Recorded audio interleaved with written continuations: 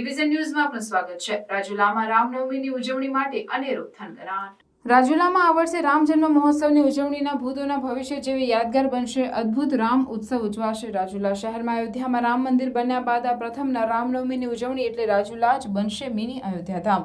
રામનવમીનો રામ ઉત્સવ ઉજવવા વિશ્વ હિન્દુ પરિષદ, બજરંગ દળ અને ચેમ્બર ઓફ કોમર્સ તેમજ વિવિધ ધાર્મિક સંગઠનો તેમજ વેપારી આગેવાનો સતત 30 દિવસથી રાત દિવસ તડામાર તૈયારીઓ કરી રહ્યા છે। રાજુલા શહેરમાં રામનવમીની જૂની કમિટી બદલતા આ નવી નવયુવાનોની કમિટી દ્વારા આ વર્ષે વિવિધ સંસ્થાઓના કાર્યકરોની દરરોજ રાત્રે મીટિંગ પણ યોજવામાં આવે છે। નવા આયોજનો પણ કરવામાં આવે છે। ક્યારેય ન વિચાર્યું હોય તેવા વિવિધ ફ્લોટ યોગી આદિત્યનાથનો કલાત્મક ભવ્ય મૂર્તિનો ફ્લોટ જીસીબીમાં બનાવવામાં આવશે।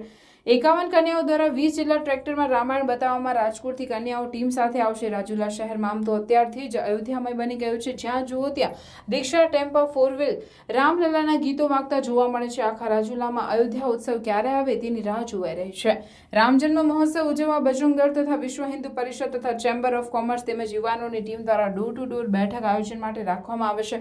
રાજુલા શહેરના વેપારીઓ પોતપોતાના ધંધાઓ પણ બંધ કરી રામ ઉત્સવના કામે લાગી ગયા છે। વિશ્વ હિન્દુ પરિષદ, બજરંગ દળ, ચેમ્બર ઓફ કોમર્સ સહિત વિવિધ હિન્દુ સંસ્થાઓ દ્વારા ભગીરથ કાર્ય કરવાનો પ્રારંભ કરી દેવામાં આવેલ છે। રાજુલા શહેરને ધજા પતાકા ભવ્ય રીતે શણગારી દેવામાં આવ્યું અને માર્કેટિંગ યાર્ડ પાસે શહેરમાં શહીદ ચોક 25 ફૂટના સ્તંભ ઉપર થાંભલા ઉપર કેસરી ધ્વજારોહણ કરવામાં આવ્યું તેમજ રાજુલાનું મુખ્ય આકર્ષણનું કેન્દ્ર એવો મોહન ટાવર લાઇટોથી શણગારવામાં આવ્યો છે અને કલાત્મક લાઇટો લગાડવામાં આવી છે। સમગ્ર રાજુલા શહેરમાં મોટા ઠેર ઠેર શ્રી રામ ભગવાનના હોર્ડિંગ લગાવવામાં આવ્યા છે, જે શહેરમાં લોકો માટે આકર્ષણનું કેન્દ્ર બન્યું છે। આ રથયાત્રામાં સ્પેશિયલ બાળકો દ્વારા રામાયણ આખી બાળકો દ્વારા શણગારી અને 20 ટ્રેક્ટરમાં ફ્લોટ રામ જન્મથી સંપૂર્ણ રામાયણ બતાવવામાં આવશે અને તેની તૈયારીઓ અગાઉથી કરી દેવામાં આવેલ છે।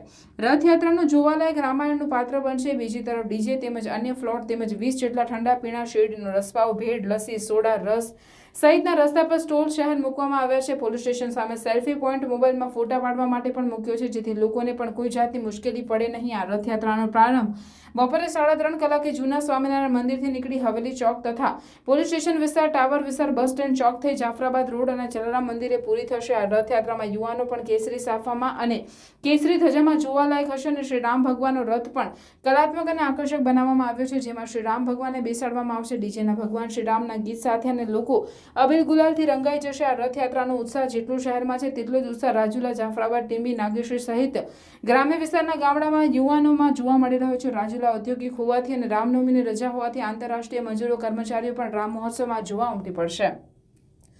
રામ મહોત્સવમાં જોવા માટે રાજુલા શહેર પણ સવારથી સજ્જડ બંધ રહેશે તેવું પણ વેપારી સાથે મીટિંગમાં નક્કી થયું છે અને તેના માટે આમંત્રણો પણ પાઠવાઈ ગયા છે। આ રથયાત્રામાં શ્રી રામ ભગવાનની પૂજા ફુલહાર હીરાભાઈ સોલંકી દ્વારા કરવામાં આવશે। પૂર્વ ધારાસભ્ય અમરીશભાઈ ડેર પણ આ શોભાયાત્રામાં જોડાશે। ભાજપના આગેવાન રવુભાઈ ખુમાણ પણ રામ ઉત્સવ જોરદાર સફળ થાય તે માટે ભાજપના યુવાનો પણ કામગીરીમાં તડામાર તૈયારીમાં જોડાયા છે। તેમાં રાજુલા ચેમ્બર ઓફ કોમર્સના પ્રમુખ, વિશ્વ હિન્દુ પરિષદના પ્રમુખ યુવરાજભાઈ તથા પૂર્વ પ્રમુખ નગરપાલિકા ચિરાગભાઈ જોશી તથા બજરંગ દળના આગેવાન જેડીભાઈ સહિત જોરદાર તૈયારીઓ કરી રહ્યા છે અને હજારોની સંખ્યામાં લોકો ઉમટી પડશે તેમાં શંકાને કોઈ સ્થાન નથી। આ કાર્યક્રમમાં ઉત્સવમાં ઉપસ્થિત રહેલા વિશ્વ હિન્દુ પરિષદ, બજરંગ દળ તથા ચેમ્બર ઓફ કોમર્સ તથા ભાજપ, ભારતીય જનતા સહિત તમામ સંસ્થાઓ દ્વારા ઉત્સવમાં રામલલાના દર્શનનો લાભ લેવા અને ઉપસ્થિત રહેવા જાહેર આમંત્રણ પાઠવવામાં આવેલ છે। સમગ્ર કાર્યક્રમમાં વિશ્વ હિન્દુ પરિષદની ટીમ યુવરાજભાઈ ચાંદુ, વિનોદભાઈ પરમાર, મનીષભાઈ વાઘેલા, ચિરાગભાઈ જોશી, ચિંતનભાઈ મહેતા, મનીષભાઈ કાનાબર, સંજીવભાઈ જોશી, ભાવેશભાઈ ગોહિલ, નિમેશભાઈ ઠાકર, હિતેશભાઈ કતારિયા, બજરંગ દળ,